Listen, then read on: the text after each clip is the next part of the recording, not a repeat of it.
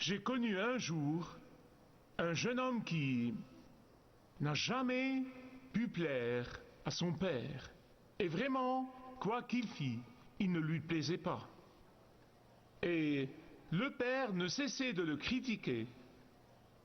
Quand il ramenait de l'école son bulletin scolaire et qu'il avait 5 A et 1 B+, son père passait tout son temps à rabâcher et à marmonner au sujet de ce B+, et ignorer les 5 A.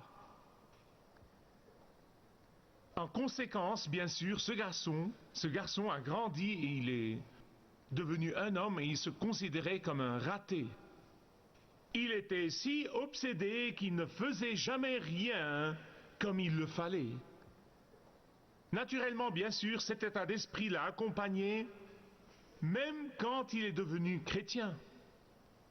Il sentait qu'il ne pourrait jamais plaire au Seigneur. Ce jeune homme a commencé à voir Dieu comme son père et qu'il ne pourrait jamais lui plaire, qu'il ne pourrait rien faire pour lui plaire. Et donc, naturellement, quand les gens ont ce genre de tempérament, ce qui arrive, c'est qu'ils passent d'une cime spirituelle à un bas-fond spirituel. Ils tombent de la cime spirituelle et touchent le fond. Et donc, quand il était déprimé et découragé et qu'il succombait à la tentation et devenait désobéissant dans ces moments de dépression, ces moments de découragement, il disait: après tout, la Bible dit qu'il est impossible de plaire à Dieu. Bien sûr, il citait faussement la Bible, complètement. Il citait faussement Hébreux, chapitre 11, verset 6. Voici ce que dit Hébreux 11, 6. Sans la foi, il est impossible de plaire à Dieu. J'y ai réfléchi et je me suis demandé combien de personnes pratiquantes passent leur vie à essayer de plaire à Dieu, mais ces personnes sentent qu'elles ne peuvent jamais lui plaire assez. Je me demande combien de personnes peinent sous un sentiment d'échec parce qu'elles sentent qu'elles ne peuvent pas satisfaire Dieu. Je pense à Martin Luther, le grand réformateur, qui a déclenché la réforme en Europe. Comme moine dominicain dans le monastère, il était si accablé de son péché et de son manque de mérite que quand il essayait de plaire à Dieu, il allait invariablement à l'abbé du monastère à chaque heure du jour pour se confesser, jusqu'à ce que l'abbé se lassât de lui et lui dit: cesse de revenir. Il voulait plaire à Dieu, mais il n'a pas pu jusqu'au moment où il a eu la Bible, il a ouvert la parole de Dieu et il s'est rendu compte que le salut était par la foi seule, que le salut était par la grâce seule. Et à ce moment-là, sa vie a été transformée et il a déclenché la réforme en Europe. Aujourd'hui, comme je regarde l'Église de Jésus-Christ dans notre pays, je vois qu'elle fonctionne sans foi, comme si la foi n'était pas du tout importante. Elle a un programme excellent, elle a une bonne stratégie, elle a des techniques excellentes, elle a des talents de gestion. Oui, elle pourrait même avoir un excellent programme de marketing. Mais la foi, qui a besoin de ça? Parce que tout ce qui est né de Dieu triomphe du monde. C'est ça, la victoire, c'est ça le secret. Et la victoire qui triomphe du monde, c'est notre foi. C'est par gratitude pour Dieu que nous nous sacrifions pour lui. Non pas pour gagner sa faveur, mais pour exprimer notre gratitude. Les croyants au Seigneur Jésus-Christ se divisent en 2 camps. Il y a les croyants qui vivent victorieusement et ceux qui vivent une vie de défaite. Et le secret de la victoire, selon l'apôtre Jean, est une confiance totale en Dieu. C'est une confiance complète en sa parole. C'est une foi immuable, inébranlable, inaltérable en ses promesses et une obéissance inébranlable à ses instructions. C'est la différence. Même quand la foi n'est pas populaire, même quand elle n'est pas humainement logique, même quand le monde l'appelle illogique, même quand nous sommes raillés pour elle, même quand nous sommes ridiculisés pour elle. Et quand je pense à la condition de l'Église aujourd'hui, quand je pense à ce qui se passe parmi les chrétiens qui déclarent leur foi, je pense à la déclaration suivante. Je vois que les chrétiens peuvent offrir des sacrifices comme Caïn, qu'ils sont faibles comme Ésaü, qu'ils servent comme Achazia, qu'ils quittent Sodome comme la femme de Lot et qu'ils tremblent comme Félix. Ils peuvent être des disciples comme Judas, ils peuvent avoir des lampes comme les 5 vierges insensées, ils peuvent être des chercheurs comme le jeune homme riche, ils peuvent être presque chrétiens comme Félix et être perdus. C'est la triste réalité. Je prie que personne dans cet endroit, que ce soit ici dans cette salle ou ceux qui nous regardent sur tout le globe, ne soit comme ça. Pratiquant et pourtant perdu sans Jésus. Je dois vous dire 2 choses sur la foi.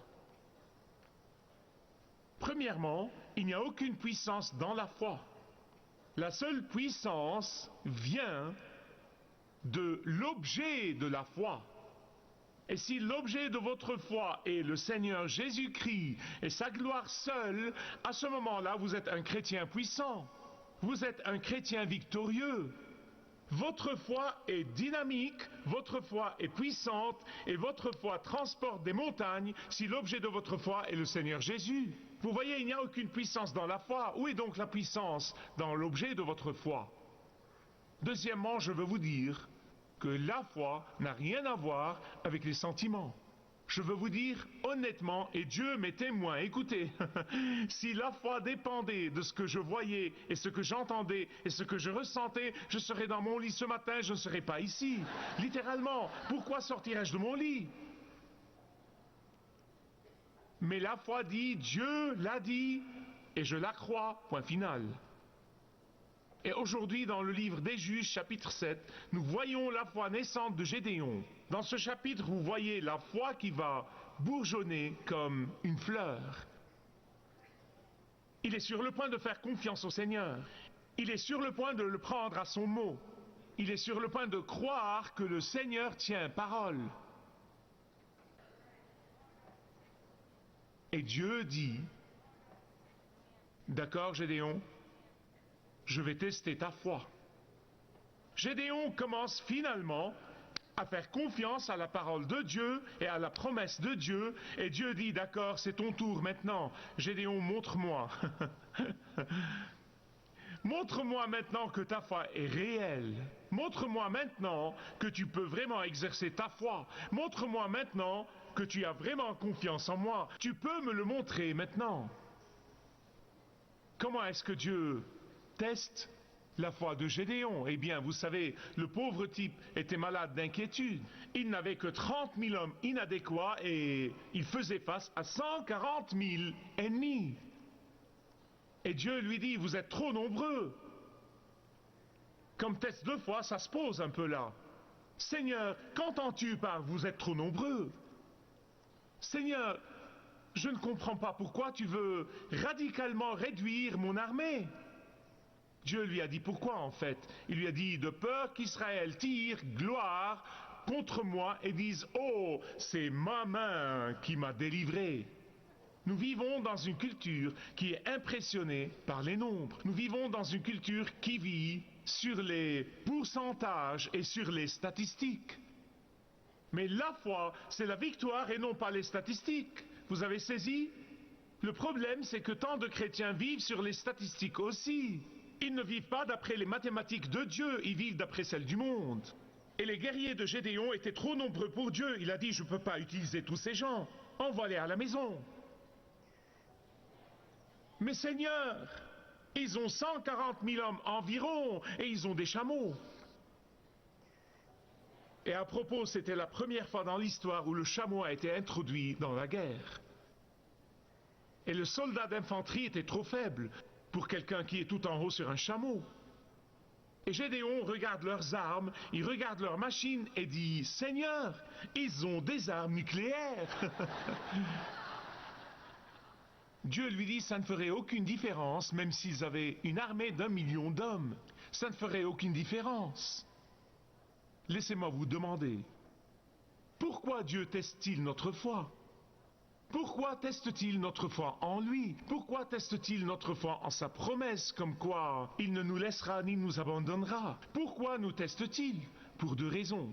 Il veut nous révéler si notre foi est vraie ou fabriquée. Il veut nous révéler si notre foi est juste en parole ou c'est en action. Parole ou action. Deuxièmement, il teste notre foi pour fortifier notre foi, pour que nous puissions accomplir son but dans notre vie.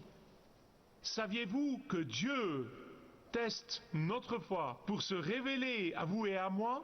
Le saviez-vous? Les 32 000 hommes de Gédéon étaient trop nombreux. Dieu ne pouvait pas les utiliser. Il a dit, je n'en veux que 300. Minute Seigneur, 300 hommes? Peut-être que j'étais nul en statistique à l'université, mais je peux quand même comprendre une chose. C'était moins que 1% de ce dont Gédéon avait besoin. Je peux même comprendre autre chose. C'était 1 contre 400. Quel genre de chance ça leur donnait? Dieu seul peut travailler avec ce genre de chance, le saviez-vous? Dieu seul aime ce genre de chance. 1 contre 400. Oh, mais vous voyez, le moins est plus quand Dieu y est. Dieu aurait pu faire claquer ses doigts et anéantir les Madianites, n'est-ce pas? Vraiment, les Madianites n'étaient pas le problème pour Dieu. En fait, Dieu se servait des Madianites dans le but de châtier ses propres enfants. Les Madianites n'étaient donc pas le problème. Il aurait pu le faire sans personne. Non pas 300, non pas 3, non pas 1. Il aurait pu le faire tout seul. Mais Dieu désire ardemment que son peuple apprenne à lui faire confiance. Dieu désire ardemment que son peuple fasse complètement confiance à ses promesses. Dieu désire ardemment que son peuple s'humilie devant lui et qu'il sache qu'il est Dieu et qu'il tient ses promesses advienne que pourra. Le problème de Dieu était le manque de foi de son peuple. C'était son problème. Et il en est de même pour votre vie et pour ma vie. Notre manque de foi est le problème de Dieu avec nous. Dieu peut faire claquer ses doigts et exaucer toutes vos prières. Il peut répondre à tous vos besoins. Il peut faire claquer ses doigts et tous vos problèmes seront résolus. Croyez-vous à ça? Croyez-vous qu'il peut faire ça? Mais c'est votre foi que Dieu veut fortifier. C'est votre foi qui l'intéresse profondément. C'est votre foi qu'il désire que vous manifestiez. C'est votre foi qu'il veut tester. C'est votre foi qu'il aime et qu'il désire voir croître au point de dire avec Job, bien qu'il me tue, j'espérerai en lui. Le doute voit l'obstacle. Mais la foi voit le moyen. Le doute voit la nuit noire, mais la foi prend son essor. Le doute demande qui croit et la foi dit moi. Je sais que tout dans notre culture nous forme pour avoir le contrôle en grandissant. Vous devez avoir le contrôle, vous êtes le capitaine de votre bateau. Non mais écoutez, vous grandissez avec ça. Et c'est pourquoi, maman et papa, nous devons apprendre à nos enfants la foi. Nous aimons tous avoir le contrôle, certains bien sûr plus que d'autres. Mais écoutez-moi, la plus grande joie que nous pouvons avoir, la plus grande puissance durable est la puissance d'une foi qui est soumise au Dieu vivant. Et c'est pourquoi Paul a pu dire « Sa puissance s'accomplit dans ma faiblesse. Je me glorifierai donc de mes faiblesses, afin que sa puissance repose sur moi. » Gédéon a réduit le nombre de 32 000 en obéissant à la parole de Dieu. Dieu lui a dit « Réduis leur nombre. » Dans Deutéronome chapitre 20, verset 8, voici ce que Dieu a dit à Moïse quand vous arrivez au champ de bataille, à la terre promise. Il a dit, qui est-ce qui a peur, qui est-ce qui manque de courage, qu'il s'en aille et retourne chez lui, afin que ses frères ne se découragent pas comme lui. Envoyez les lâches à la maison. C'est ce qu'il lui a dit. Dieu savait que la fierté après la victoire, écoutez-moi, que la fierté après la victoire prive Dieu de sa gloire. Et Dieu n'aime pas ça, et c'est pourquoi Dieu lui a dit de réduire le nombre. John Wesley a dit un jour, donnez-moi 100 hommes qui ne craignent rien sauf le péché et qui n'aiment rien sauf Dieu, et je secouerai les portes de l'enfer. Il n'y a pas de plus grande puissance que l'individu rempli de foi, que le petit groupe de personnes rempli de foi, que la minorité remplie de foi. Il n'y a pas de plus grande puissance au monde que le petit nombre engagé, rempli de foi. Lisez la Bible et vous trouverez que Dieu a toujours utilisé les petits nombres engagés à lui, qui avaient la foi complète en lui, et non pas les masses. Quand les espions sont allés, ils étaient 12. Rappelez-vous que c'était la terre promise, que Dieu leur avait déjà promise. Quand les espions sont allés, 2 d'entre eux, une petite minorité, ont fait le rapport et ont dit, nous prenons le pays par la puissance de Dieu. Et les 10 autres tremblaient et disaient, non, non, non, nous ne pouvons pas faire ça, ils sont grands, ils sont géants. Vous voyez, ce n'étaient pas les 300 qui ont vaincu les 139 000 et les 135 000. Non, non, non, non, c'était Dieu qui a vaincu la puissante armée madianite. C'était Dieu qui a vaincu les madianites bien armés. C'était Dieu qui a vaincu ces puissants pillards. D'après Deutéronome 32-30, Gédéon n'avait vraiment besoin que de 27 hommes. C'est tout ce dont il avait besoin. Vous dites pourquoi, comment? Laissez-moi vous expliquer. C'est la formule de Dieu pour les croyants engagés et remplis de foi. N'est-ce pas? La voilà, c'est dans la Bible, je ne l'invente pas. Il dit qu'un homme en poursuivait 1000 et que 2 en mettaient 10 000 en fuite. Gédéon n'avait besoin que de 27 hommes d'après mes calculs, mais vous savez, je reconnais que j'ai loupé les maths et que je ne calcule pas très bien, mais c'est tous ceux dont il avait besoin, 27, le verset 7. Dieu lui donne une autre promesse, n'est-ce pas étonnant? C'est par les 300 hommes que je vous sauverai. La victoire de Gédéon venait d'obéir à la stratégie de Dieu. C'était vraiment le secret de sa victoire. Il n'a pas obéi à sa stratégie, mais à celle de Dieu. La victoire de Gédéon venait de sa confiance dans les promesses de Dieu. La victoire de Gédéon venait des directives de Dieu et non pas des siennes. Comment a-t-il fait ça? Avec un matériel militaire supérieur? Sûrement pas. À moins que vous ne considériez les cruches, les flambeaux et les trompettes comme telles. Des armes très bizarres. Des armes vraiment bizarres maintenant qu'on y pense. Des armes bizarres pour une guerre faite contre un ennemi qui était 400 fois plus nombreux. Mais voilà le fait. Vous voyez, Dieu avait déjà rassuré Gédéon 3 fois par le feu, par la toison mouillée, par la toison sèche. Mais évidemment, Dieu savait qu'il avait besoin d'un autre encouragement. Il lui donne donc gracieusement le 4e, verset 9. Il lui a dit, j'ai livré les Madianites entre tes mains. Notre bataille a déjà été gagnée sur la croix. Notre victoire a déjà été gagnée. Il devait combattre, mais vraiment, la bataille était déjà gagnée. Et il en est de même pour nous. Paul dit que notre lutte n'est pas contre le sang et la chair, et par conséquent, nous n'avons pas besoin de 10 millions pour vaincre 10 millions. Nous n'avons pas besoin de 10 pour vaincre 10. Non, non, non, ce n'est pas contre le sang et la chair, mais contre les principautés et les autorités. C'est une bataille spirituelle. Et cette bataille a été déjà gagnée sur la croix. L'ennemi a été vaincu, et notre moyen d'éprouver la victoire aujourd'hui, c'est d'obéir à notre général victorieux. Et pourtant, Dieu donne un 5e encouragement à Gédéon, sous forme d'un rêve, d'un des hommes. Je ne vais pas en parler, mais le pain d'orge était la nourriture des pauvres. Et en ce sens, Dieu dit, avec ce qu'il y a de plus pauvre, je vais te donner la victoire.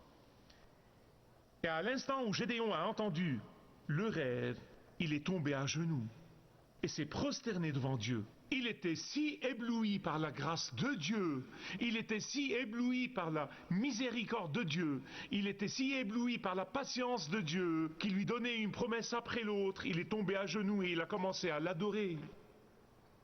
Il est tombé sur sa face dans la soumission. Certains d'entre vous ont du mal à adorer Dieu. Et je veux vous dire aujourd'hui que l'adoration n'est que l'expression extérieure d'une soumission intérieure. Et si vous avez du mal à adorer le Dieu vivant, examinez-vous. Y a-t-il quelque chose au-dedans de vous qui refuse de se soumettre à la volonté de Dieu? Si vous ne pouvez pas vous mettre à genoux et adorer le Dieu vivant, c'est parce que votre volonté ne s'est pas soumise à la sienne. Sans la foi, il est impossible de plaire à Dieu. Disons-le ensemble. Sans la foi, il est impossible de plaire à Dieu. La foi est la victoire. Et Dieu a ravivé la foi de Gédéon. Regardez les versets 15 à 25. Il lui a donné la sagesse pour préparer l'armée. Il lui a donné le courage pour mener l'armée. Il lui a même donné l'occasion d'agrandir l'armée. Mais c'était Dieu qui a envoyé la terreur dans le camp des Madianites et les a vaincus.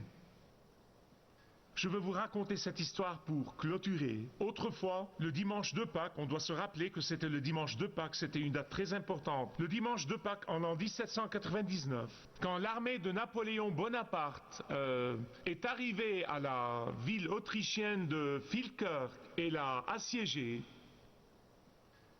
les habitants de la ville vivaient dans la terreur de l'immensité même de l'armée française qui les assiégeait. Les habitants de la ville, non seulement vivaient dans la terreur, mais ils forçaient leurs chefs à se rendre. Et les chefs de la ville se sont réunis, ils ont parlé de leurs craintes, et ils ont décidé que c'était mieux de se rendre et de hisser le drapeau blanc, plutôt que d'être anéantis. Mais l'évêque de l'église a suggéré d'attendre 24 heures, d'attendre juste un jour. Il a dit, n'oubliez pas, c'est le jour de la résurrection de notre roi divin. Nous devons au moins célébrer un moment de triomphe avant de nous rendre demain. Sonnons donc les cloches de Pâques. Et ils ont fait ça. Ils l'ont fait en fait avec beaucoup d'appréhension parce qu'ils pensaient que les Français se vengeraient d'eux pour avoir fait ça. Mais comme le soleil se levait sur les montagnes, les cloches des églises ont commencé à sonner. Et peu après, l'air était rempli du son triomphant de la victoire de la résurrection. Les soldats français, étant hédonistes, ne savaient même pas quel jour c'était. Ils ne savaient pas que c'était Pâques. Et donc, la sonnerie des cloches les a laissés perplexes, et les soldats de Bonaparte ont convoqué une réunion à la hâte et ils ont décidé que la seule raison pour laquelle les habitants pouvaient célébrer et sonner les cloches de cette manière était l'arrivée des troupes autrichiennes dans l'obscurité de la nuit. Et donc, avant même que les cloches aient cessé de sonner, les forces françaises ont commencé à se retirer. Bien-aimés, je veux vous dire que la bataille est déjà gagnée. La victoire est déjà la vôtre. Mais peut-être qu'il y a quelqu'un ici ou quelqu'un qui nous regarde, qui traverse une période difficile et qui dit « Où est Dieu quand j'ai besoin de lui? Pourquoi m'a-t-il abandonné? Il n'a pas fait ça. »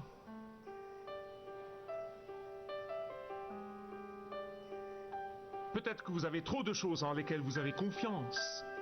Peut-être que vous avez trop de gens en lesquels vous avez confiance. Peut-être que vous avez beaucoup d'argent et beaucoup de possessions en lesquelles vous avez confiance. Et Dieu essaye de les réduire afin que vous puissiez avoir confiance en lui et seulement en lui. Merci de regarder ce programme. Marcher avec le guide est un programme et un ministère de Kingdom Set que je vous présente chaque jour en anglais, en arabe et en français, dans l'espoir que Dieu l'utilise pour vous toucher et toucher vos besoins. Et je prie que Dieu ait déjà guidé beaucoup d'entre vous dans une relation plus forte et plus profonde avec lui à travers Malakut Sat. Que Dieu vous bénisse.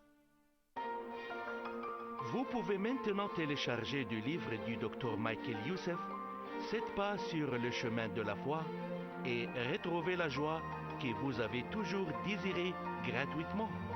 Visitez notre site web www.